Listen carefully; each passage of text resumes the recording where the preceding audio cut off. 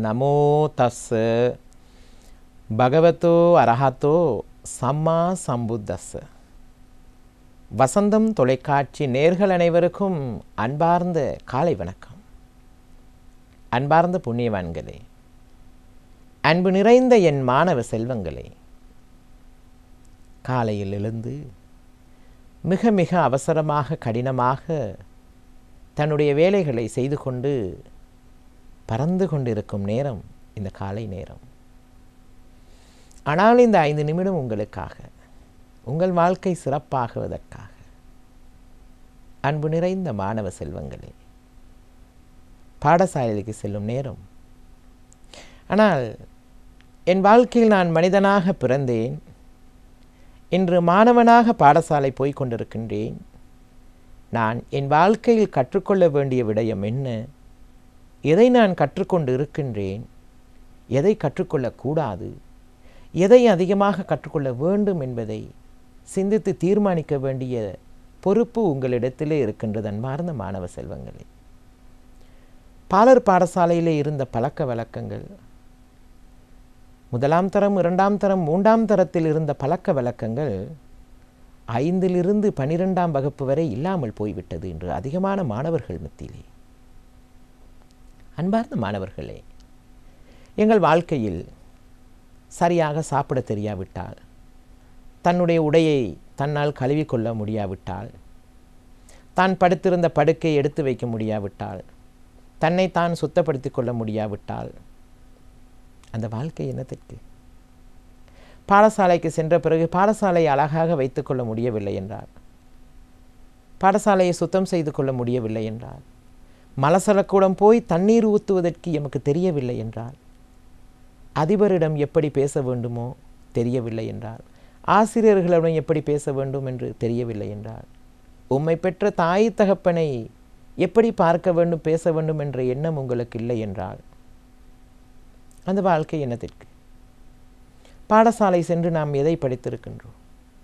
அன்பார்ந்த மாணவ செல்வங்கள்,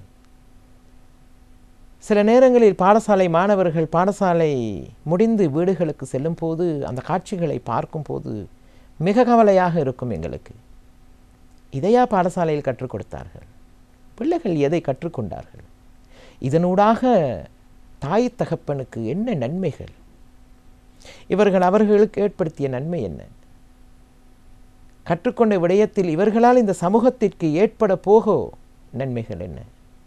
என்ன நடக்கப் போகின்றது என்றது. ஆகையால் அன்பார்ந்த மாணவர்களே, பாடசாலை என்பது வெறுமனவே பாடப்புத்தகத்தில் உள்ளதை படித்து சோதனைகளுக்கு முகம் கொடுத்து அதிலிருந்து நாங்கள் வெற்றி பெறுவது மட்டுமல்ல. எவ்வளவு படித்து பட்டங்கள் பெற்றாலும் உங்கள் வாழ்க்கையில் ஒழுக்கம் இல்லை என்றால் அந்த படித்து பெற்ற பட்டங்களுக்கு அர்த்தம் இல்லாமல் போய்விடும்.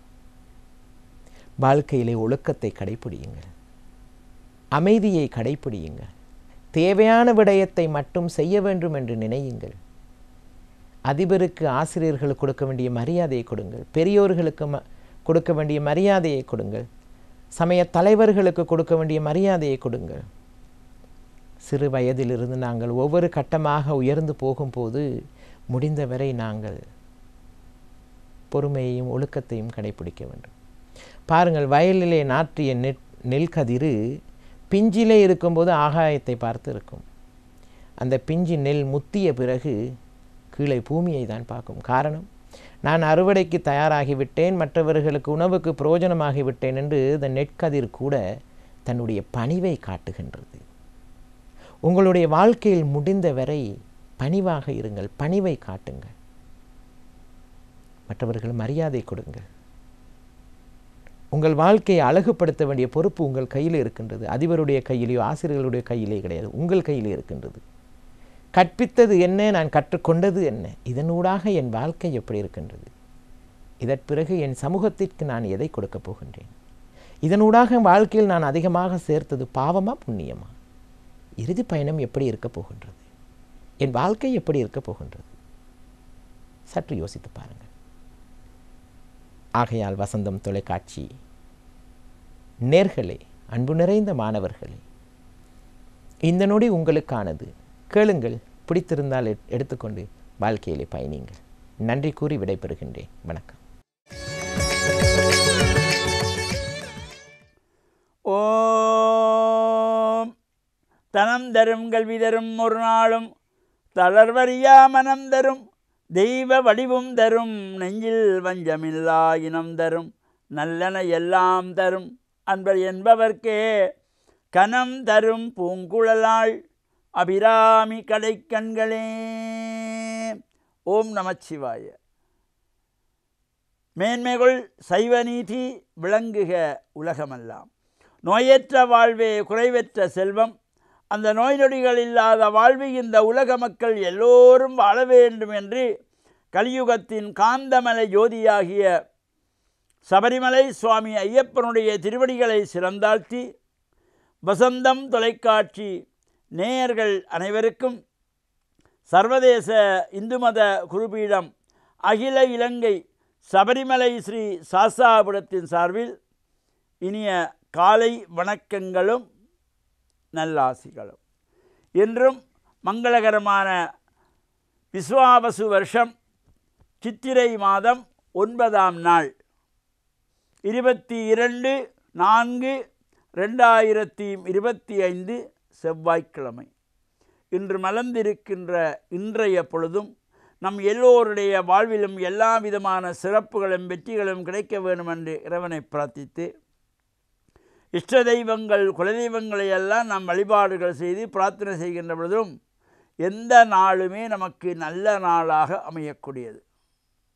பொதுவாக இன்று இந்த மங்களவாரம் என்று சொல்லுகின்ற செவ்வாய்க்கிழமை பல்வேறு அம்பாள் ஆலயங்களிலே விசேஷமான பூஜை வழிபாடுகள், ராகுகாலத்திலே துர்கா பூஜைகள் என்றெல்லாம் செய்து கொள்வார்கள்.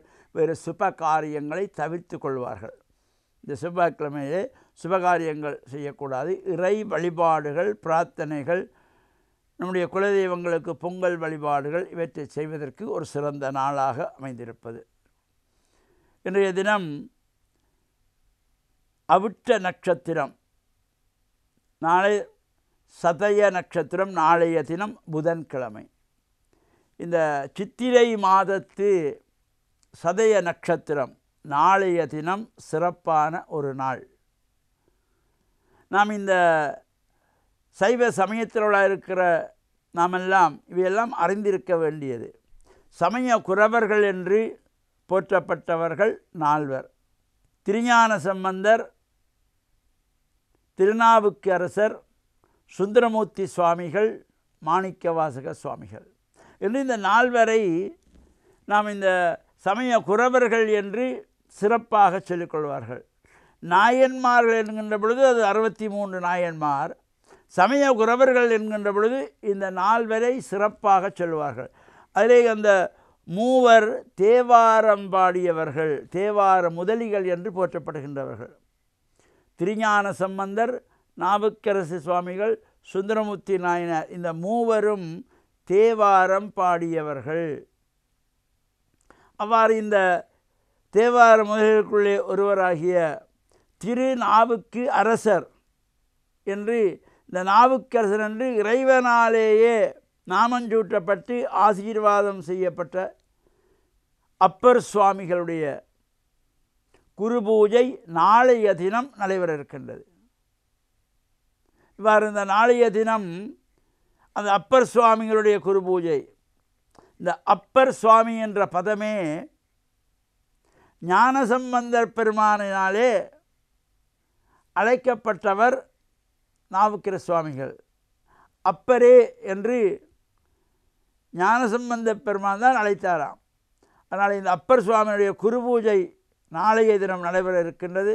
இன்றைய தினம் இந்த செவ்வாய்க்கிழமை நாம் இறை வழிபாடுகளிலும் ஈடுபட்டு இறையருளையெல்லாம் பெறுவதோடு, நாளை இந்த அப்பர் சுவாமிகள் என்று போற்றுகின்ற திருநாவுக்கரசு நாயனாருடைய குரு பூஜையை பற்றி சிந்திப்போம் என்று கூறி, வசந்தம் தொலைக்காட்சி நேயர்கள் அனைவருக்கும் சர்வதேச இந்து மத குருப்பீடத்தின் சார்பில் நல்லாசிகளை கூறிக்கொள்வதில் மனமகிழ்வு கொள்கிறோம். சர்வே ஜனாக சுக்கினோ பவந்து, சமஸ்த சன் மங்களானி சந்து. சுபம். அஸ்ஸலாமு அலைக்கும் வரஹ்மத்துல்லாஹி வபரகாத்து. அல்ஹம்துலில்லாஹ் அல்ஹம்துலில்லாஹி வஹ்தஹ் அஸ்ஸலாத்து வஸ்ஸலாமு அலா மன் லா நபிய்ய பஅதஹ். بعد أعوذ بالله من الشيطان الرجيم بسم الله الرحمن الرحيم ومن شر حاسد إذا حسد صدق الله العلي العظيم.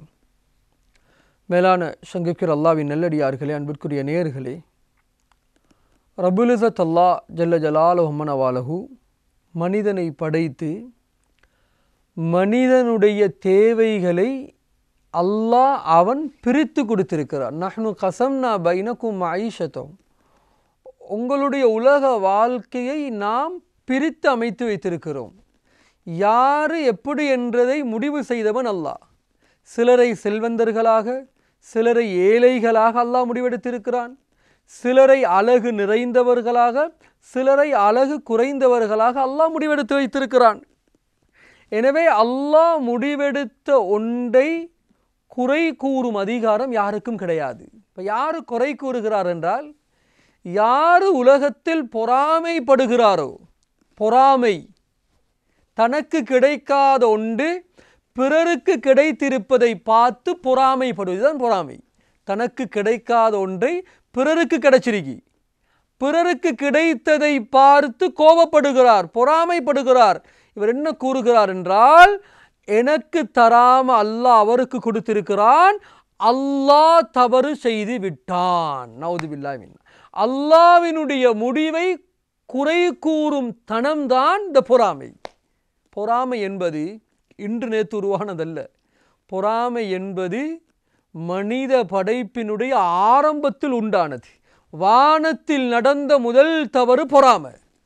ஹஜ்ரத் ஆதம் அலைஹிஸ்ஸலாத்தை அல்லாஹ் படைத்து விட்டு அனைத்து மலக்குகளுக்கும் சொன்னான், சுஜூத் செய்யுங்க. அனைத்து மலக்குகளும் சுஜூதில் விழ இப்லீஸ் மாத்திரம் தலை நிமிர்ந்து நின்றான். சுஜூதில் விழுந்த மலக்குகள் தலையை உயர்த்தி பார்த்தார்கள், இப்லீஸ் தலை குனியாமல் இருக்கிறானே. அல்லாஹ் கேட்டான், என்ன? ஹலக்தனி மின் நார் வ ஹலக்தஹு மின் தீன், என்னை நெருப்பினால் படைத்தாய், ஆதமை மண்ணினால் படைத்தாய், மண்ணுக்கு நெருப்பு தலை குனிவதா? மேலான சங்கைக்கு அல்லாஹ்வின் நல்லடியார்களே, கிட்டத்தட்ட 8 லட்சம் ஆண்டுகள் மலக்குகளுக்கு ஆசானாக திகழ்ந்தவன் இப்லீஸ். மலக்குகளுக்கே குருவாக இருந்தவன், அல்லாஹ்வுக்கு ரொம்ப நெருக்கமாக இருந்தவன். எப்போ ஹஜ்ரத் ஆதம் அலைஹிஸ்ஸலாத்தை படைத்து ஹஜ்ரத் ஆதம் அலைஹிஸ்ஸலாத்துக்கு சுஜூத் செய்யும்படி அல்லாஹ் கட்டளை இட்டானோ, இப்போ இப்லீஸுக்கு பொறாமை ஏற்பட்டது.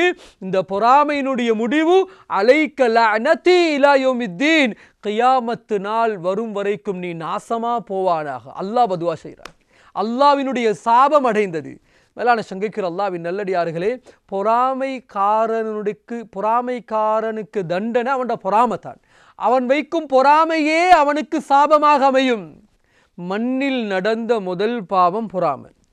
ஹஜ்ரத் ஆதம் அலைஹிஸ்ஸலாத்துக்கு அல்லாஹ் ஒரே பிரசவத்தில் 2 குழந்தைகளை கொடுத்தான். ஏன்னா மனிதர்கள் யாரும் இல்லை, ஒரு ஆண் ஒரு பெண், ஒரு ஆண் ஒரு பெண், ஜோடு ஜோடாகத்தான் பிறக்கும். அப்போ ஹஜ்ரத் ஆதம் அலைஹிஸ்ஸலாத்தினுடைய மார்க்கம் எப்படி?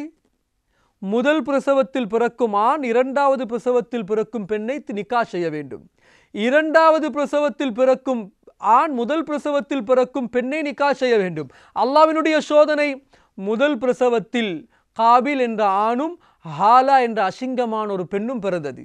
2வது பிரசவத்தில் ஹாபில் என்ற ஆணும் ஆத்திகா என்ற அழகான ஒரு பெண்ணும் பிறந்தது. இப்போ தீர்ப்பு எப்படி? காபில் தன்னோடு 2வது பிரசவத்தில் பிறந்த ஹாலாவை முடிக்கணும், ஹாபில் முதல் பிரசவத்தில் பிறந்த ஆத்திகாவை முடிக்கணும். காபிலோட ஆத்திகா பிறந்துச்சு, ஹாபிலோட ஹாலா பிறந்துச்சு. மேலான சங்கைக்கு அல்லாஹ்வின் நல்லடியார்களே, காபில் சொன்னான், எனக்கு அதை ஏற்றுக்கொள்ள. என்னையோட பிறந்த ஆத்திகா அழகானவள், உன்னோடு பிறந்த ஹாலா அசிங்கமானவள், நீ அவளை தான் முடிக்கணும், நான் இவளை தான் முடிக்கணும். பொறாமை. தன்னுடைய சகோதரனுக்கு கிடைக்கும் மனைவி தன்னுடைய மனைவியை விட அழகானவள். பொறாமை. இந்த பொறாமை அவனை எங்கே கொண்டு போயிட்டு சேர்த்துச்சு?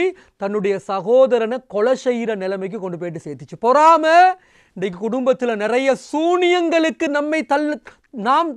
நாம் தள்ளப்படுகிறோம். நல்லா இருந்த குடும்பம் பொறாமையால் சூனியம் செய்கிறார்கள், ஹராம். நல்லா இருந்த குடும்பம் பொறாமையால் கொலை செய்வதற்கு முனைகிறார்கள். மேலான சங்கைக்கிற அல்லாஹ்வின் நல்லடியார்களே, நம்மை நாமே நாசமாக்கி கொள்றோன்றுதான் பொறாமை. ஸல்லல்லாஹு அலைஹி வஸல்லம் சொன்னாங்க, அல் ஹஸது தஅக்குலுல் ஹஸனாத் கமா யஅக்குலுன் நாருல் ஹதப். பொறாமைக்குதே பொறாமை எப்படி நெருப்பு விறகுகளை நாசமாக்கி போடுமோ, இதே மாதிரி பொறாமை தன்னுடைய எல்லா நன்மைகளையும் நாசமாக்கி போடும்.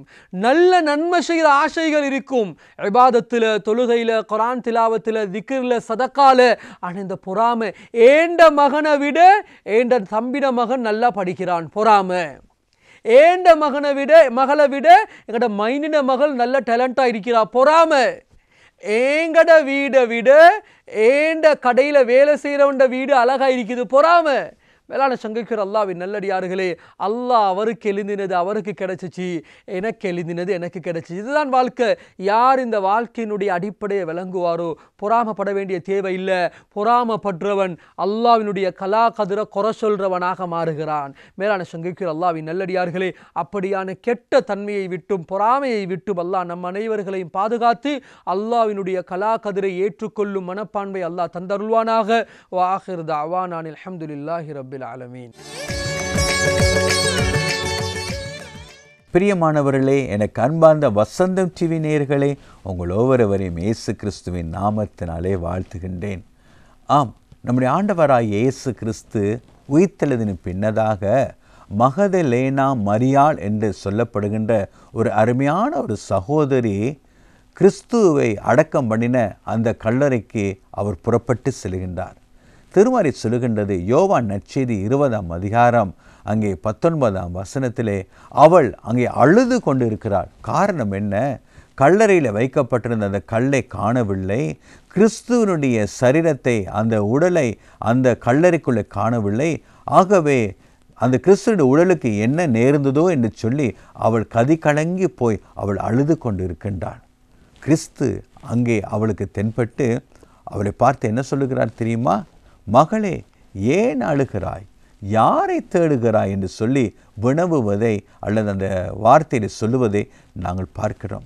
பிரியமானவர்களே, உயிர்த்தெழுந்த இயேசு முதலாவது சொன்ன வார்த்தை என்ன தெரியுமா? மகளே, ஏன் அழுகிறாய். பிரியமானவர்களே, உயிர்த்தெழுந்த இயேசு நம்முடைய கண்ணீரை யாவையும் துடைக்கிறவராய் அவர் காணப்படுவார். அதுக்குத்தான் அவர் உயிரோடு எழுந்திருக்கின்றார். நம்முடைய அனுதின வாழ்க்கையை பாருங்களே, எத்தனையோ காரியங்களுக்காக வேதனையோடும் துக்கத்துடனும் துயரத்துடனும் வாழ்க்கையை வெறுத்தவர்களாக, விரக்தியுற்றவர்களாக, கண்ணீருடனும் கம்பளத்துடன் வாழுகிறோம் அல்லவா? அவ் உயிர்த்த இயேசு யாருக்கு தன்னை தெரியப்படுத்துவார், வெளிப்படுத்துவார்? ஆம், காயமுற்றவர்களுக்குத்தான், மனக்காயங்களோடு இருக்கிறவர்களுக்குத்தான். ஆகவே தான் அந்த மகதிலே நம் மரியாளை பார்த்து கேட்க, யாரையம்மா நீ தேடுகிறாய், எதற்கு நீ அழுது கொண்டிருக்கிறாய், நீ அழாதே. ஆம், நீ அன்பு சீடலுக்கு போய் சொல்லு, நான் உயிரோடு இருக்கிறதாக. அவர்களையும் கலங்க வேண்டாம், அவர்களையும் பயப்பட வேண்டாம், அவர்களையும் துக்கப்பட வேண்டாம், அவர்களையும் துயரப்பட வேண்டாம், நீ போய் சொல்லிவிடு என்று சொல்லுகிறதை நாங்கள் பார்க்கிறோம். எனக்கு அருமையான தேவனுடைய மக்களே, இன்றைக்கு அதே உயிர்த்த இயேசு உங்களுடைய வீட்டுக்கு வந்து உங்களை பார்த்து அதே ஆறுதலான வார்த்தையில் சொல்ல அவர் வல்லமையுடையவராக இருக்கிறார். உங்களுடைய கண்ணீரை துடைப்பதற்கு அவர் போதுமானவராக இருக்கிறார். ஏன் அப்படி சொல்லுகிறேன் தெரியுமா? ஒரு நாள் மார்த்தாள் மரியாள் என்று சொல்லப்படுகின்ற அருமையான ஒரு குடும்பத்தினருக்கு ஒரு சகோதரன் இருந்தான். அவனுடைய பெயர் தான் லாசரு. அவன் மரித்து போய்விட்டான். ஏற்கனவே அந்த சகோதரிகளுக்கு தாயும் இல்லை, தகப்பனும் இல்லை. இயேசு அந்த வீட்டுக்கு போகின்றார், அந்த மரண வீட்டுக்கு போகின்றார். இயேசு போய் அவருடனே கண்ணீர் வடித்தார் என்று சொல்லி வேதம் சொல்லுகிறது. ஆகவே அழுகிறவருடைய வேதனை கிறிஸ்துவுக்கு தெரியும். பிரியமானவர்களே, சில வேளை நாங்கள் கடவுளை பார்த்து கேட்கிறோம் அல்லவா, கடவுளுக்கு கண் இருக்கிறதா? அவருக்கு என்னுடைய பாடுகள் புரியுமா? அவருக்கு என்னுடைய வேதனை தெரியுமா? இப்படிப்பட்ட பல காரியங்களை நாங்கள் கேட்டு விடுகிறோம் அல்லவா? பிரியமானவர்களே, கிறிஸ்துவுக்கு தெரியும் நம்முடைய பாடுகள் என்ன, நம்முடைய வேதனை என்ன, நம்முடைய கண்ணீர் என்ன, நம்முடைய கஷ்டங்கள் என்ன, எல்லாம் அவர் அறிந்தவராய் இருக்கிறார். ஆகவே இந்த மலர்ந்த இந்த புதிய நாளிலே உங்களையும் பார்த்து சொல்லுகின்றார், கலங்காதே மகளே, கலங்காதே மகனே, நான் உயிரோடு இருக்கிறேன். நீ எதை குறித்தும் நீ தேட வேண்டிய அவசியமில்லை. நீ நிம்மதியை தேடி எங்கேயும் போக வேண்டிய அவசியமில்லை. நான் உயிர்த்தெழுந்திருக்கின்றேன்.